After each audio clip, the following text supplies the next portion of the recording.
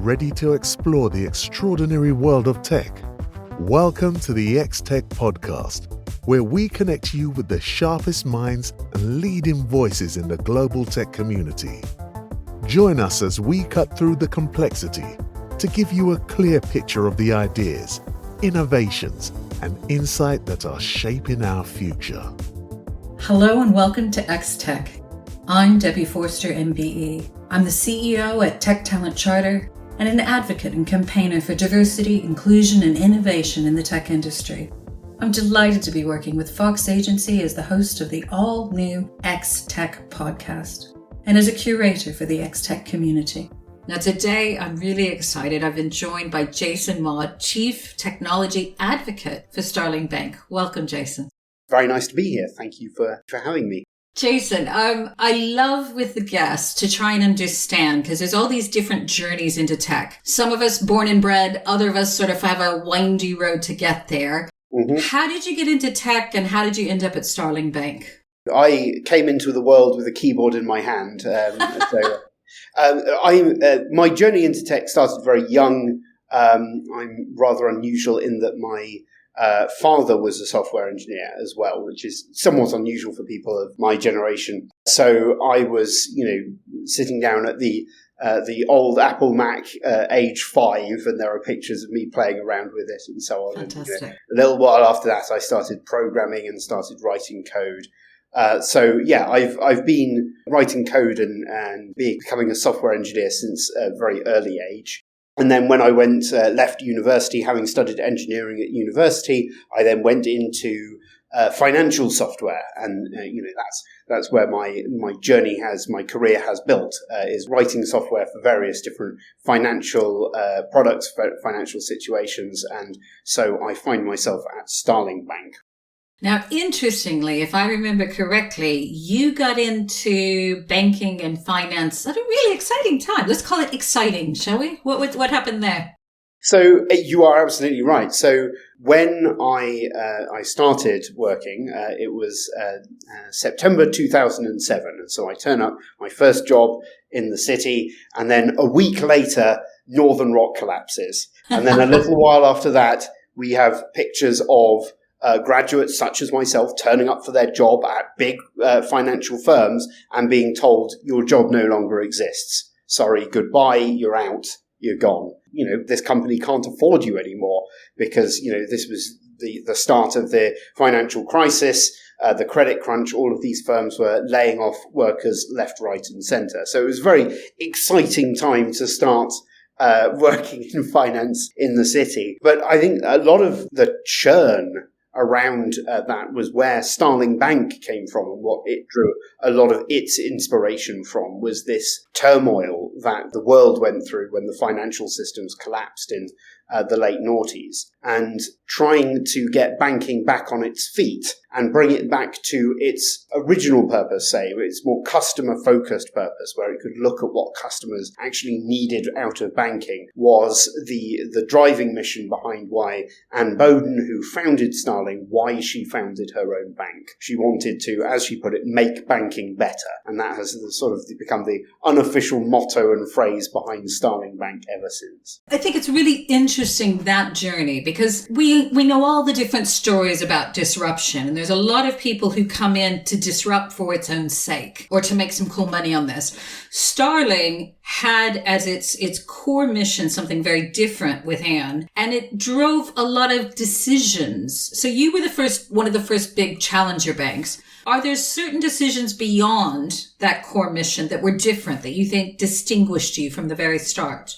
Yeah, absolutely. And I think that a lot of those were in tech, right? A lot of those were in the way we approach technology, the way we designed and wrote our technology, which I think was a lot of the wisdom and experience that was brought to Starling Bank in the early days was about how technology had failed previously. A lot of the early engineers had been around for quite some time, had seen a lot of technology change, and were well aware of what went wrong with technology if you don't do it correctly. So we started out with this idea that we didn't want to run our technology in the sort of traditional project format, where you have, you sit down with, specifications and design things and get them signed off and go through umpteen different testing stages. And then eventually, after all that happens, then you can release it into production, maybe, months or even years after you've actually first coded it, right? And we wanted to break this cycle. We wanted to have something where we could create code and release it in very quick cycles. Part of the benefit of that is to make sure that you can get stuff out to the customer quickly, right? There is a lot of customer benefit in doing that.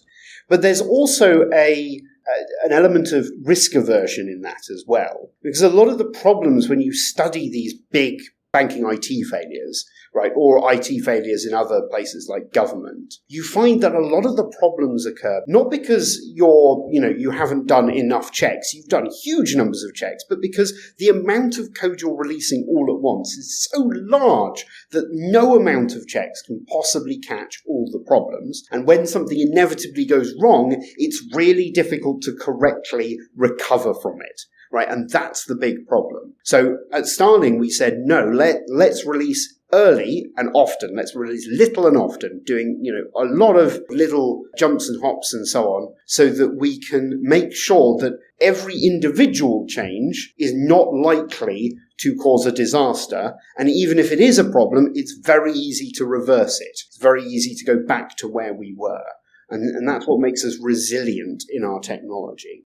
But I think also what's interesting about the way that you did that is you're bringing, yes, the agile tech approach in that quick release and pivots, but you didn't fall into the trap that sometimes happens when we get a room full of engineers of, let's find the latest framework. Let's use the latest language to do that. You took some very different decisions. Can you walk me through that for a minute? Sure. So a lot of what we are driven by, and in addition to this sort of release quickly, release often cycle, is we're driven by an intense pragmatism within the organization about the tech that we use. You're right that there is a tendency for engineers to go for the shiniest tools in the box and that sort of thing. Whereas we at Starling Bank, we're using things like Java to code our backends. Going back to first principles in that way, yeah. Indeed, Java is a language that has been around for umpteen years, right? It's it's now an old language, a venerable language, and so on. And we're using it because it works. It's good. It's solid. There's a lot of information about how it works online. It's really easy to get answers to it. It's really easy to hire people who know how to code it. So it's reliable in that sense. It also helps us reduce accidental complexity. There's this idea in software engineering that you have two types of complexity. You have essential complexity and accidental complexity. Essential complexity is, I am always imagine it as the drawing on the whiteboard, right? You've got your whiteboard and you're drawing the lines and boxes and circles and so on to show how your architecture is going to work. And we can imagine in the far future that discussion happens, and then there's a button by the whiteboard that someone presses, and a computer just takes what's on the whiteboard, codes it, writes tests for it, writes monitoring for it, deploys it into production if it's good to go, and then just handles all of that from there.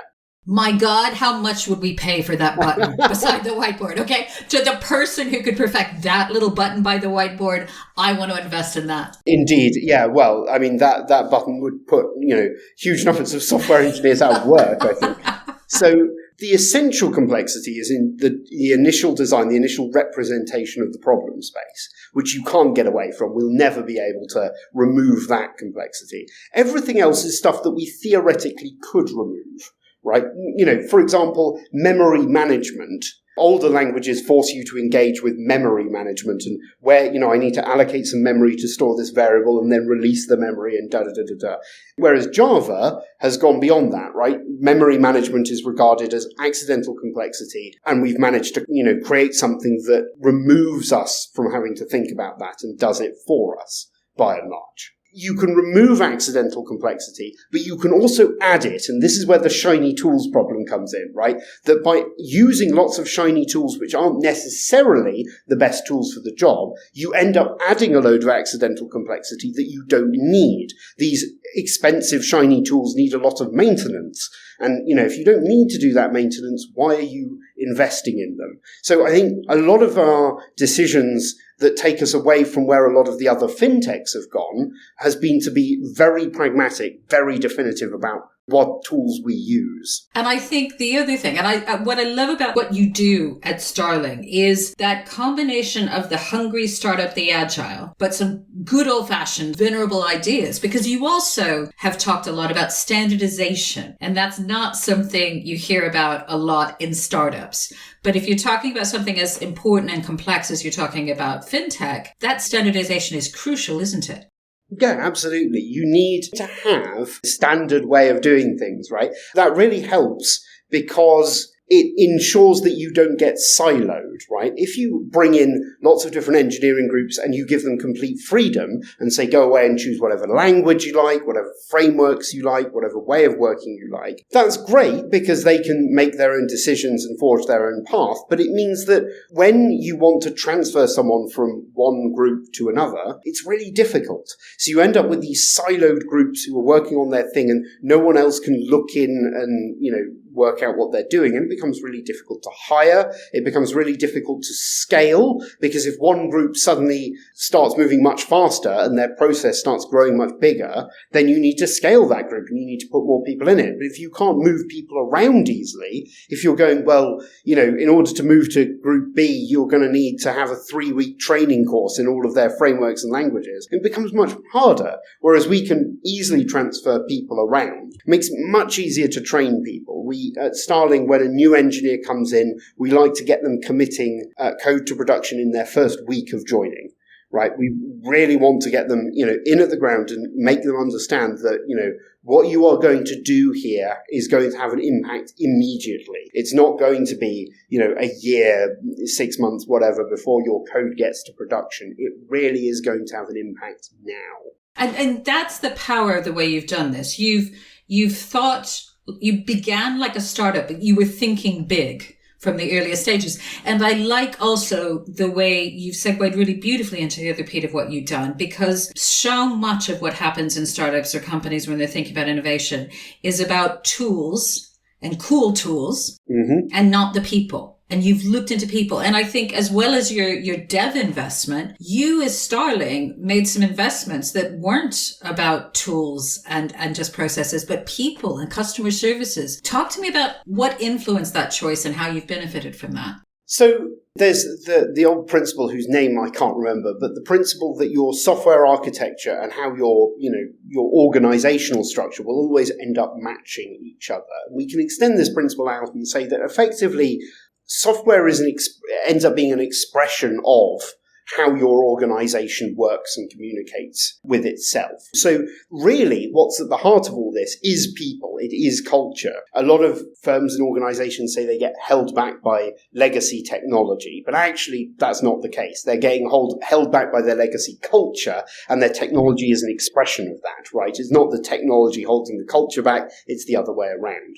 So we really came into this thinking about how we could, best serve customers. So how are we going to do that? What's the best way of serving customers the fastest? How are we going to best organize our engineers?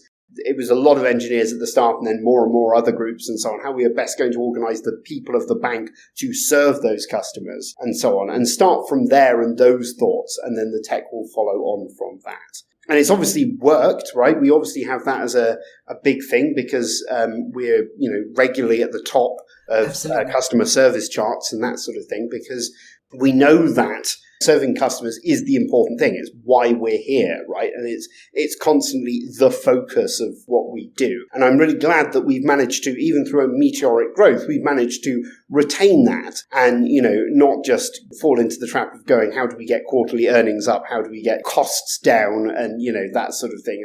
And really say, no. What do customers need and what do they want? And that's allowed us to do some really quick pivoting sometimes. Like when we went into the pandemic, for example, example. And we realized that in order to serve our business customers correctly, we had to become a participant of these loan schemes, these SIBLs and BIBLs, government-backed loan schemes that were there to help SMEs out. And in order to be an SME bank, we really had to have those. So we very quickly developed the capability of delivering those automatically. The other problem was, of course, that all the other banks were set up to do these sort of loans in branch.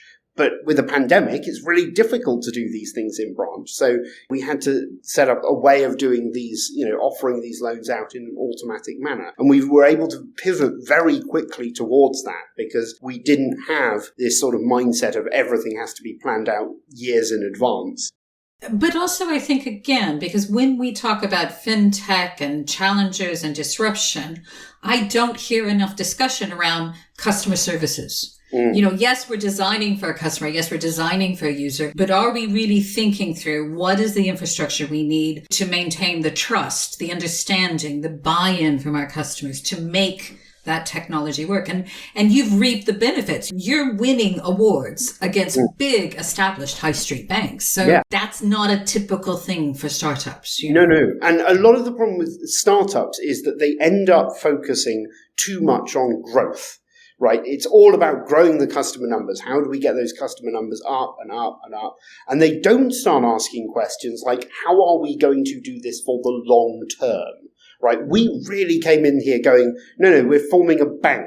If you look at the challengers, what's interesting about them is you've got, like challenger banks and other financial apps. You've got things like TransferWise and Monzo, Revolut, and so on and so on. And then Starling Bank.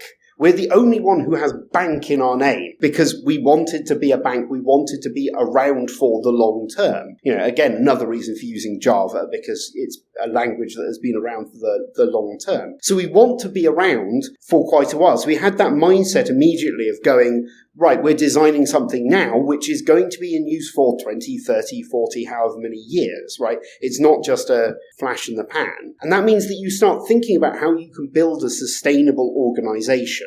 Not only in terms of how do we best serve customers and keep responding to their ever-changing needs and make sure that they are satisfied with us in the long term, not just as a quick, I'll use this while I'm on holiday and then not at all later. But it also means that you start asking questions like, how do we make money? How do we make a profit from this? And, I think Starling Bank is also unusual in that it's a challenger bank which makes a profit, which is very unusual. And makes a considerable profit and gets awards for doing that, exactly, yes. This goes back to the financial crisis, right? A lot of fintech, I think there is a reluctance to ask the question, how does this make a profit? And the reason there's a reluctance to ask that question is because a lot of fintech came out of the financial crisis, right? Was a lot of the people who were work in fintech were inspired by the financial crisis in the sort of negative way of going, well, we don't want to do that, right? That's bad. And a lot of the financial crisis was caused by banks hyper-focusing on profits. How can we get profits up? Oh, I know, we'll sell mortgages to people who can't afford to pay them back. And then we'll do some financial trickery in order to pretend that those are good loans, right? Which it turned out was financial trickery that got unwound when people started asking too many questions and then collapsed the entire system. So a lot of people have this aversion to profit making because they see that as the bad old ways of doing things. But eventually, in order to be a sustainable business, you have to make a profit. The VCs aren't going to be around forever. Exactly. And this is, I think, sometimes where we're trying to understand it is, are we trying to build a business or a product, or are we trying to make VCs happy? Are we trying to disrupt, which is just an action, but what are you trying to be? What's the end product? And I think that mind shift, like anything in tech, there's that risk to fetishize things. You've got your entrepreneurs, which are business people. You've got your disruptors. And in fact, when it's actually about how are we creating great products, great businesses, great services in that respect. Now, I love looking at tech titles too, right? And, for something that is being more traditional in that you are a bank, I can't say I've come across many chief technology advocates. Now, that wasn't your original title. This is something that's evolved for you and for Starling. Why? Why do I need that? Why does Starling need that? So, yeah, you're right. Originally, I came in as a software engineer, senior software engineer, creating software the first thing I was told when I entered the bank is, we don't have a direct debit system. Please, could you write one? By Tuesday, if possible, would be jolly great. So I'm sitting there, writing the software, leading software teams. But increasingly, what became obvious is that Starling Bank is a very unusual proposition for customers, for the industry, for the regulator, right? It's a bank that has no branches, has no physical presence on the high street, is entirely online, and is entirely in the cloud as well. Our COO tells this story about when he went and talked to the regulator one of the first times, and he was asked the question, who has the keys to the server room? And his response was, not only do I not know who has the keys to the server room, I don't know where the server room is. Because physically, we had abstracted that problem away to the cloud. So this complication of tech is difficult because it makes people raise eyebrows, makes people mistrust the bank if they don't really understand it, right? They're suspicious. And trust is everything for a bank. Right, a bank needs trust in order to operate. If your bank doesn't have trust, then you get Northern Rock. You get everyone lining up trying to take their money out. That's what happens if you lose that trust. So you really need trust. And in order to trust Starling, you really need to trust the technology. And in order to trust the technology, you need to understand it. Not completely, not in its, maybe nitty-gritty detail, but you need to understand overall what's going on. And that's, therefore, my job, right? We need someone to advocate for the technology, talk about the technology, go out there and really communicate why it is that we do things in the way we do them technologically, and how our culture of technology and the way we've designed it contributes to building a resilient, trustworthy bank that you should feel happy to deposit your money into and borrow money from. And it's interesting because we both know there's lots of futurologist roles, and there are a lot of leading figures in tech that they're not pulling back the curtain and revealing the workings. That in fact, we know of some rather high-ranking news stories about tech people who have mystified, sold a bill of goods. You're going about that very differently in terms of Starling. You're demystifying and opening those doors, aren't you? Absolutely. And I think that's what's needed for trust. I mean, I think that the age in which you could, obfuscate and hand wave away things is in technology terms, is rapidly disappearing. And that's partly a generational thing, right? Millennials, my generation, are now getting to the age where we're more in charge of things, more running things and so on. That's moving on. So there are fewer and fewer people left who can be wowed by big whizzy tech words, right? So, there's the famous scene that took place in the US Senate where Mark Zuckerberg was asked by Senator Orrin Hatch, how do you make money? And he, goes, oh, Senator, we sell ads, with a sort of slight smirk on his face, right? And you're sitting there going, maybe that fools someone who doesn't really understand tech, but increasingly people do understand tech, not just the younger generation, but older generations as well, understand tech and understand that companies like Facebook are not just selling ads. They're doing a whole load of technical stuff around in the background that is very complicated, and they want to know the details about, how it works and how does it work. So I think increasingly companies that use advanced technologies, software technologies and so on, and increasingly advanced things like AI, machine learning, blockchain and so on, are going to have to be able to explain in clear and simple terms what it is they do. And they're not just going to be able to, say blockchain and then have everyone clap and throw money at them, right? That's going to increasingly become less and less plausible as a business proposition. And there's going to be a cost. There's going to be a backlash against those sorts of things. So I think, particularly when we're talking about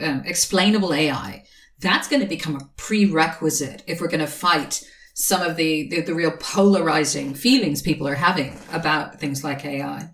So thinking for Starling, what are your next big challenges? So you've had a really successful start to the year, some great announcements, really solid. You're not just personal banking, you've solid footprint into SME, etc. What's next? What are your big challenges? So the next challenge is really quite an interesting one for Starling, which is that we've built this amazing banking platform, right? We've spent a lot of, hard effort and work has gone into building and maintaining a solid core banking platform which can perform all of this retail banking. And we're now going out and trying to sell that. So we're taking that banking platform and selling it to other companies who may not necessarily have the tech competency to want to build their own banking platform, but have the banking competency to run one.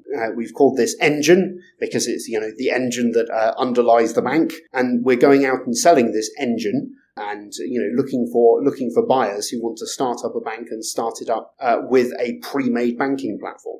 And that's very much the zeitgeist, isn't it, of banking as a service. That world is changing. And so for you to be in that supply is exciting. So something definitely to watch. What I also try and do when we have our guests is to get a sense of you get to look outside your own silo, outside your business, etc. A little bit of future gazing. If I said, looking at the future, what's on the horizon? What's annoying you or worrying you at the moment? So I guess effectively we've discussed this a bit, but the sort of attempt to obfuscate or hide or use technology in a way that is either designed to trick people or to a lesser extent just hype. Things like blockchain and cryptocurrency, for example. There's a lot of hype around that. A lot of, we're going to the moon with this. You've got to hold on. You've got to, just believe it hard enough and it'll work and that sort of thing. And I'm sitting there going, I don't understand what this is for or why this is being used and why it's being created. And, there are several big news stories about how it hasn't quite worked and people haven't been using it correctly and that sort of thing. And what I don't want to happen is that for those to tarnish the name of FinTech, software technology in general, right? I don't want these to be tarred with the brush of you're just all like these, weird crypto sites and that sort of thing. And it's important, isn't it, for us as a sector to look at that? Because one, there is, as you say, there could be good intentions but bad outcomes, but there are some bad actors out there as well. And as a sector, if we're not leaning into these debates, if we're not doing what's hard to address the bad actors in this space, regulators are going to come in, others are going to come in, and everybody's going to suffer at that, aren't they? So absolutely. And bad actors is the key thing, right? If you go all the way back to the beginnings of where the internet boom comes from, you can find the story of Napster. And Napster, for those of you who don't remember, which was... for the babies on the call, so sit back and hear about the old days. But hear about the old days. What's Napster? Right, Napster, it wasn't an app because this was before the days of smartphones. It was a piece of software that you could download onto your machine that would allow you to share files, right? So you would point your Napster software at a particular folder on your PC and say, allow any file in this folder to be shared with all of the internet. And obviously anyone else who had Napster and was online, you could download files from them as well. So you could, file share. And inevitably what this started being used for is people started going, great, I'll go and get the latest piece of music from Metallica or Britney Spears to, date when this was around. Contextualize the time, yes. Yeah, indeed. So you upload that onto the MP3 onto your machine, and then you point Napster at it, and then someone else can download it. And when the record companies heard about this, they went mad and went, you're violating copyright on a massive scale with this Napster. Napster was brought into court by the record companies, brought up in front of the judge, and their argument was, well, we don't have any music. We're not violating copyright. If you come to Napster's offices and look at our servers, there's not a hint of music to be found. All we're doing is providing a network for people to share files with one another. And the judge responded with, very well, I accept your argument that all you're doing is allowing people to share files with one another. But there are bad actors on the system who are using your network to maliciously, share files with each other and do the wrong thing. So you are going to have to go and remove all those bad actors. And Napster went away and came back a few months later and went, there's no way we can remove the bad actors because 99% of the traffic is, file sharing of music. And so Napster gets shut down. But this argument of we are not responsible for blah, we are just a network has been used by everyone. It's an argument that has gained traction and is now the standard point made by any big internet business. Uber is not a taxi firm. It is a network for connecting people who want to buy or sell taxi services. Airbnb is not a hotel chain. Facebook and Twitter are not publishers, right? They all use these arguments to try and say, well, it's not our responsibility, and so on. And the constant response back is, but there are bad actors using your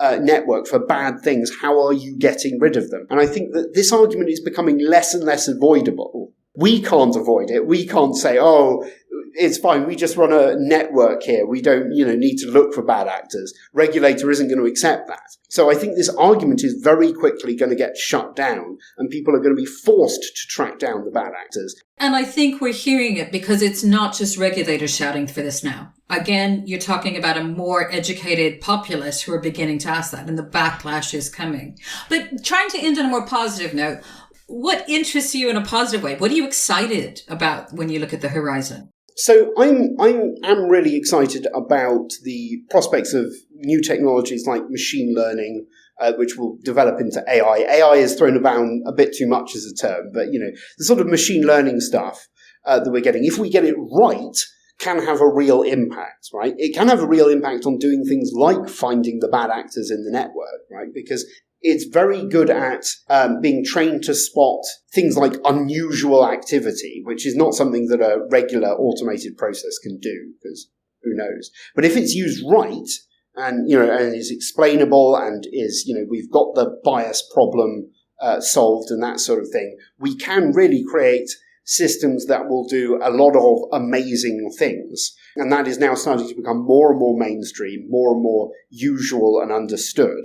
And I think it has a lot of prospects to not take over from humans, but enhance humans' abilities to really do things that would otherwise be impossible given the volume of data involved. Listen, Jason, it's been fantastic talking to you. I've become a huge fan of Starling Bank. I'm already moving my personal bank, my company accounts across. So love what you're doing there. We'll probably have you coming back to the show. Thank you for making the time for joining us here at XTech. Thank you very much for inviting me. We'd love to get your comments, your thoughts on what you've heard today, and you can share them with us at fox.agency/XTech. If you'd like to appear as a guest on the show, don't waste a moment. We'd love to hear from you. Email us now at xtech@fox.agency. The people that make this show possible are Zoe Woodward, our executive producer, Hannah Teasdale, our podcast producer, and our whole team of tech experts at Fox Agency. I'm Debbie Forster, and you've been listening to XTech. Keep exploring the world of tech. Subscribe to our podcast and never miss an episode. To discover more opportunities for global B2B tech brands, visit fox.agency today.